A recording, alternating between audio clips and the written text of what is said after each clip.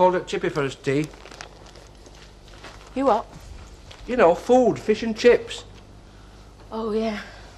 Well, what's up with you, then? Nothing. You know, I used to have a mate that were on deaf side. People used to shout at him as if he were a bit short or something. I know how he feels sometimes. Look, I'm sorry, Bernard. I'm just a bit scratchy, that's all tonight. It's all right. You get used to being treated like village idiot when you wear glasses and you're a bit clumsy with it. Don't say that. What is it, then? It's Dickie Fleming. What about him? Him and Audrey have split up. Oh? Dickie says it's because Reid's been carrying on with Audrey. And has he? I don't know. No, no, me neither, but it wouldn't surprise me. Shall I book it? What? Oh, no, thanks. 6 shillings. Thanks.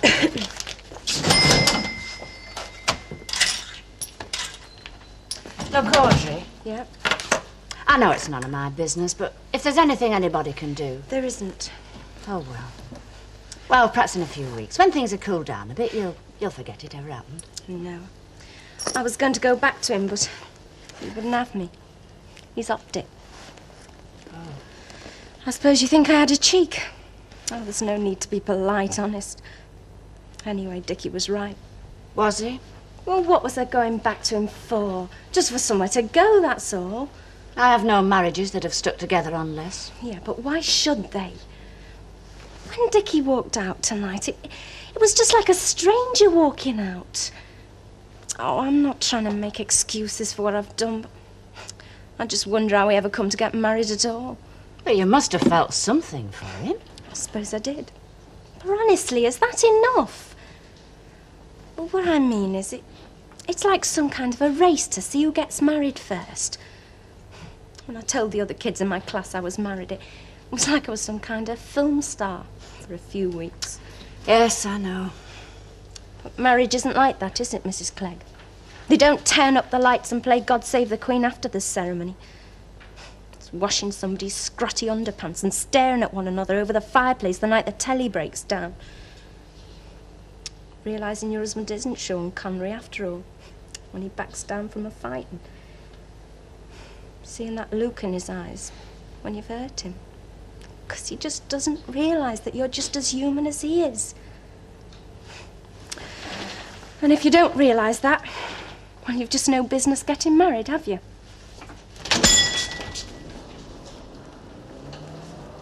I want a word with you. Oh? Not here. Right.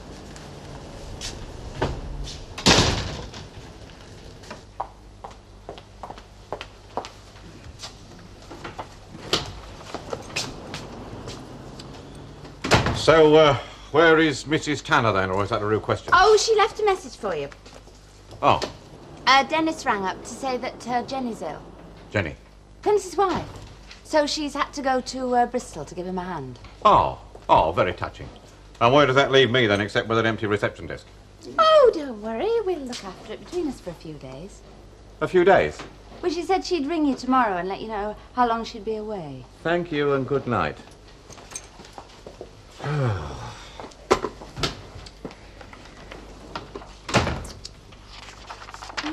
Well, Tanner, have you been having one of them there operations? Can I do something for you, Flower? Hey, it's affected your voice and all. You sound just like a fella.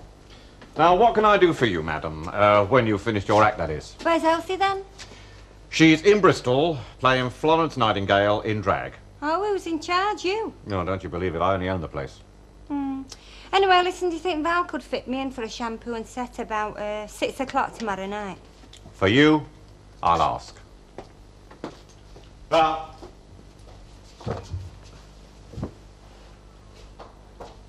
Is 6 o'clock all right? Because I can do it later if it fits in better with the shop. How do you mean, the shop? Oh, I thought... Oh, aye, that's what everybody thought, including that big donkey, me dad, who's got all his brains in his belly. Oh, you're not going back in the shop? Oh, I might have no choice. How do you mean? Well, you see, my dad's already paid Maggie Clegg the money. Well, won't she give it back? Well, she's gonna send it on to Gorden. Oh, I see. And you definitely don't want to go back in the shop? Honestly, Val, I'm not sure I know what I want. I mean, before there was always someone to argue with about it. Yes, I know. What do you think I should do? Well, nobody can make your mind up for you. That's right. But you could always come out again when you pay Dave Smith back. Yeah, that's true, isn't it?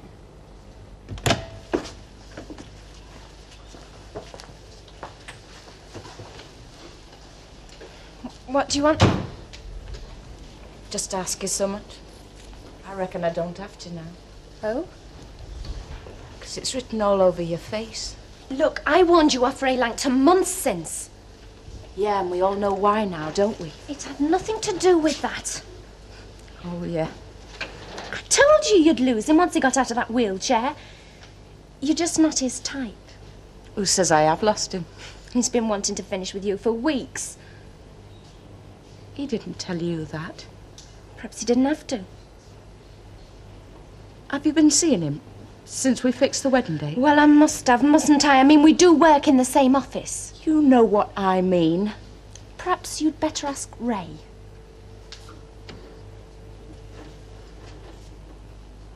Tell me something, Audrey.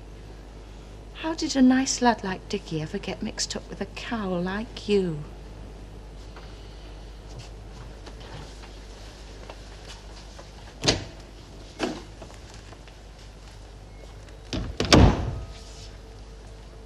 So the worm finally flipping turned, eh? That's right. Just packed his bags and went. Let me give you a lift with that, Maggie. Oh, John. Anybody know what he's got? No. So Ray Langton gets away with it without as much as a smack bottom, eh? I won't blame Ray too much if I was them. You what? Oh, don't get me wrong. I'm not trying to whitewash what he did, but that girl's been throwing herself out his head ever since he got out of hospital. I mean, there must have been something radically wrong with that marriage long before Ray Langton ever arrived on the scene. Well, if there was, darling, they kept it very quiet. Yeah. Makes you wonder, doesn't it? What does? Just how many couples go through life never cracking on anything's wrong to anybody else. Just making life miserable for one another. Don't you think that their age has got something to do with it, huh? Do you? Well, I'm no flipping marriage guidance counsellor, but if you go rushing off into marriage before you're old enough to go into a pub and buy your own booze, then you're asking for trouble, aren't you? Do you think so? Don't you? I don't know. Suppose it depends on the people. I mean, Les was old enough to buy his own ale, and look where it got us. Maggie, my trouble is I never know what my big mouth is going to say next. That's all right.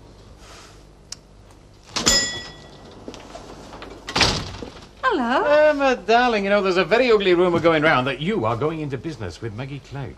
Oh, no, that's not a rumour. That's me dad, you know, and he can't help it. He was born looking like that. Then it's true. Well, you could say that depends. On what? Whether you still want me or not. You'll not regret it, Irma. But will you? It's not going to be a sitting down do then, Mrs. Walker. Oh, the days when one sat down at a coming-of-age party have long since departed, Mr. Turpin. Ah, they all stand up nowadays and spill their stuff down the best suits. There will, of course, be a running buffet the entire evening. Oh, last running buffet I went to, you ran once and everything had gone. That won't be your experience on this occasion, my dear, because I'm doing the whole catering myself. I shall be making vol au vent, open sandwiches, fresh salmon salad, Italian salad, Spanish salad. On VJ night, Nellie Laverty of Rosamond Street put 9 jellies out to set for the party, the victory party, and Mr. Wu walked all over them. Mr. Who? Not who, Wu. Oh. Oh, he were a big tabby with Mr. Wu. The one with the tangly ear. He used to tell jokes. Jokes? Oh, yes. You could always tell when Mr. Wu told a joke, because he used to laugh from ear to ear. Oh, Miss Ted always said they must have been very good jokes if we could have understood them, because they were enough to make a cat laugh. Yes. 21, eh, Lucille? Yeah. Do you know what you're getting, or is it a state secret? Another pint of bitter, love, please. Would you mind, love?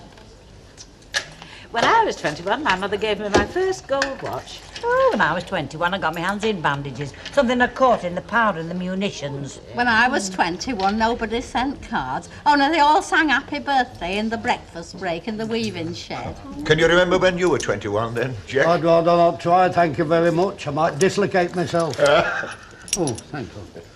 What's up with yours if I didn't know? Whose rotten party is it, any road? Mine and me Auntie Annie's. Here, take this and get Valerie Barlow to make you look like Gina Lollobrigida. Oh, thanks, Uncle And Jack. just a word of advice, love. If your Auntie Annie wants to be the major domo, let her, because there'll only be one bell of the ball.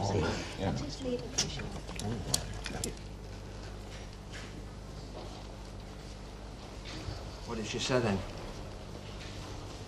Enough. What about Ray? What has he got to say for himself? Chance to be a fine thing. What's that supposed to mean, eh? I haven't even seen him.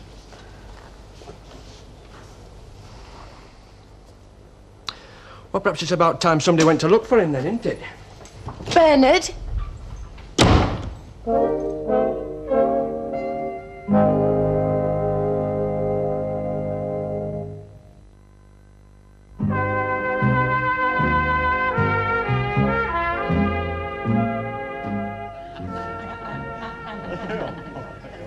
To the new partnership, then? Yes, just hang on a minute, will you? I say, Sleeping Beauty, are you having a drink with us, aren't you? Or do I have to give you a kiss to wake you up? No, nothing for me just now, thanks. What's up with him all of a sudden? Well, try me, darling. I've never been known to refuse a lady. Right, so well, sit down again. What are you having then? Scotch, please. OK, a Scotch, Mr. Walker, will you? I've got something to tell you. Oh, yes, Mrs. Corwell. I think there's going to be bother. Oh, let's go through that, shall we? Gin, Oh, hello there. Hello, about tomorrow night's festivities. Oh, yes, dear. I am right in assuming that Mrs. Sharples won't be able to officiate at the piano. Yes, that's right, dear. Yes, well, I did mention it to Ernest. Ernest? Mr. Bishop. Oh. Oh, how very kind of you, dear. But I have already booked a pianist myself. Oh. Well, not that one wants to denigrate the talented amateur, of course, but I do feel it needs a professional to carry an entire evening, don't you? Come on then, Mrs. Corwell. What is worrying you? It's Bernard. Bernard Butler? Yes, he was drinking very heavily at dinner time, and I think when he comes in, he's going to get him. Who? Ray Langton, for the way he dropped their Sandra. Oh, I see what you mean. Well, I wouldn't worry about that if I was you, Mrs. Corwell. You see, there are them as start trouble and them as walk into it. And I reckon Bernard Butler's one of the latter, don't you? And where have you been for the last 24 hours? Well, you know how it is, Uncle Leonard. They seek him here, they seek him there, they seek that Langton everywhere. Is he in heaven or is he in hell? Have you got off your flipping knuckles on then? I always said you were a bastard, Langton. Cool it. All right. 4:30 be all right, then? I'll just check it with a book. Fancy your Bernard going all Steve McQueen on us, then? Fancy. Still, I suppose there is one thing. What? Well, you found out before it was too late. I mean, how many other Audrey Flemings would there have been after you were married? Have you called it off yet? You know, it's a funny thing. I can remember the first time I met you telling Audrey Fleming what a good sort I thought you were. Oh? She laughed in my face. I never knew till now just why. Would 5 o'clock be all right? Right.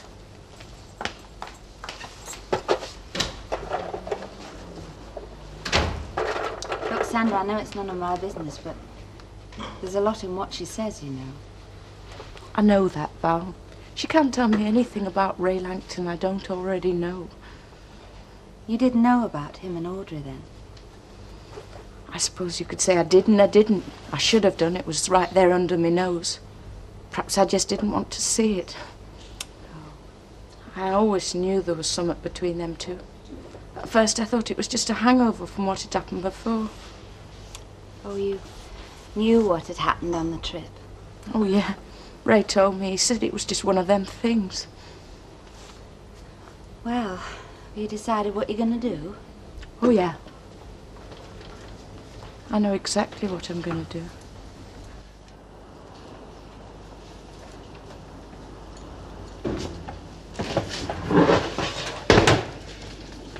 Would I be right in assuming something is amusing you, Councillor? I never said a word, mate.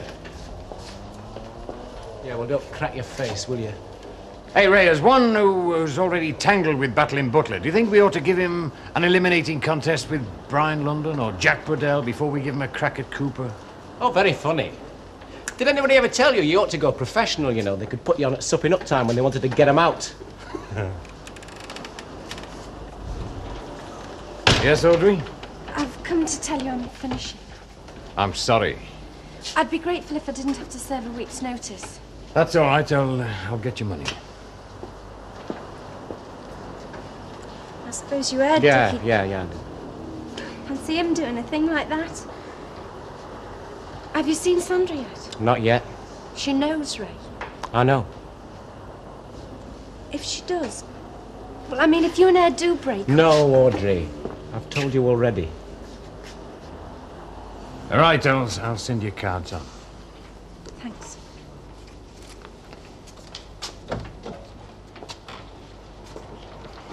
You were born out of your flipping time, weren't you? You should have been a flipping oyster. Oh, can it, Fairclough? You think I enjoyed that?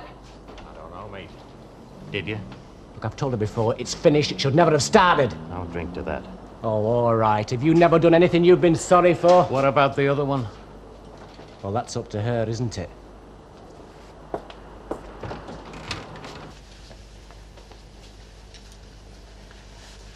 Something wrong, love? I don't know. Have you ever had that funny feeling that you've been here before? It'll wear off. I don't mind. It's just that I keep thinking David's going to walk through that door with a carton of butter or something.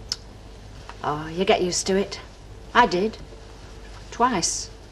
Oh, not as bad as you, I know, but bad enough, I reckon. Well, you know how I feel then, don't you? Yeah. Oh, I say, you get more than a checkbook when you buy into a corner shop, don't you? Well, where'd you want them, ladies? Over here, Mr. Turpin. Cyril?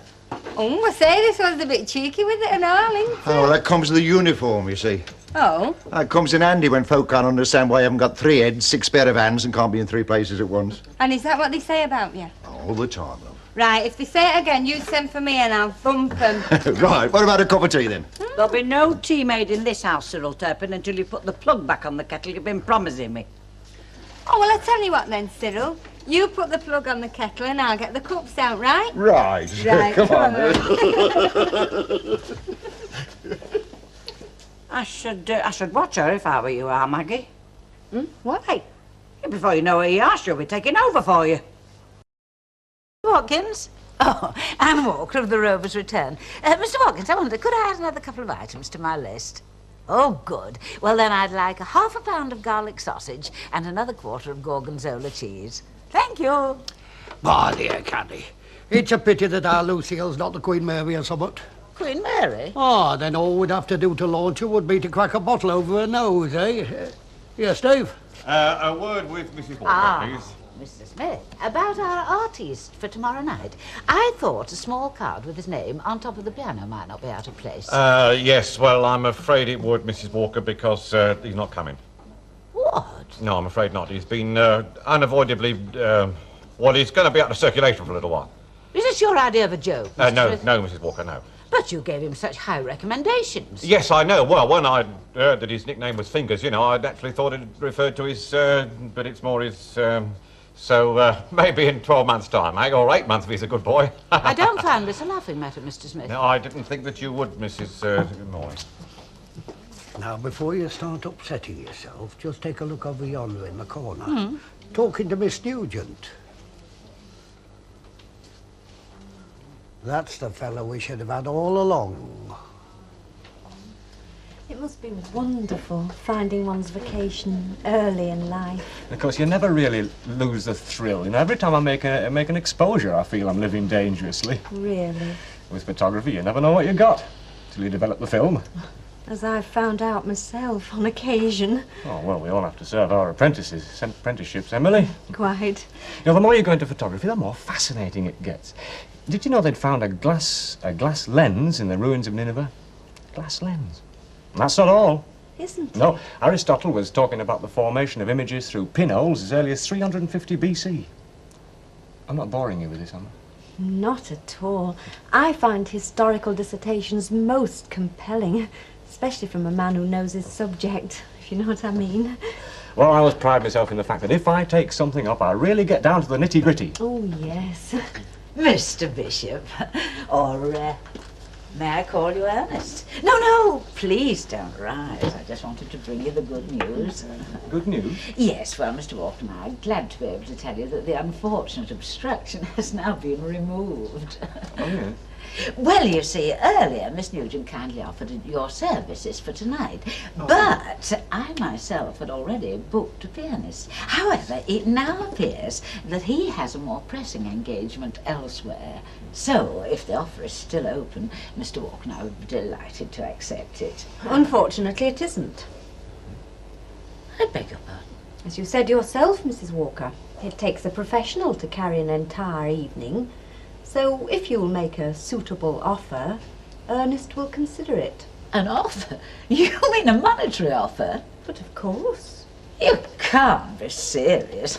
Now, please don't misunderstand me. I mean, we should be delighted to avail of ourselves of your services in this emergency, but you can hardly expect us to pay for the services of an untutored amateur, however talented he may be. Untutored amateur? That's what I said, Mr. Bishop. Now, if you'll excuse me. Well, what do you want? Look, don't push your luck, mate. All right, Bernard. Yeah? Can we talk about it over a drink? I'd rather not. Look, I can't flipping talk to you with Mighty Joe Young here rattling his muscles at me. I'll be upstairs. Sandra. No, Reid. Look, I'm not going to try and make excuses for what happened between me and Audrey. I'm glad. But for what it's worth, well, I did get rid of her, didn't I? Did you? I don't know. I mean, I was the last to find out, wasn't I? Even later than Dickie Fleming. I'm sorry. Are you? Look, I said I'm sorry. What else have I got to do? Who says you have to do anything? Why don't you just walk out and close the door behind you? No. Oh, I see. You haven't just come round to finish, then? Of course not. Unless you want to.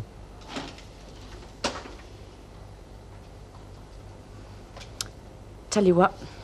Elsie's away all week. There'll be nobody in tomorrow night. Come over to dinner. Well, what about... Don't worry about him. All right, then.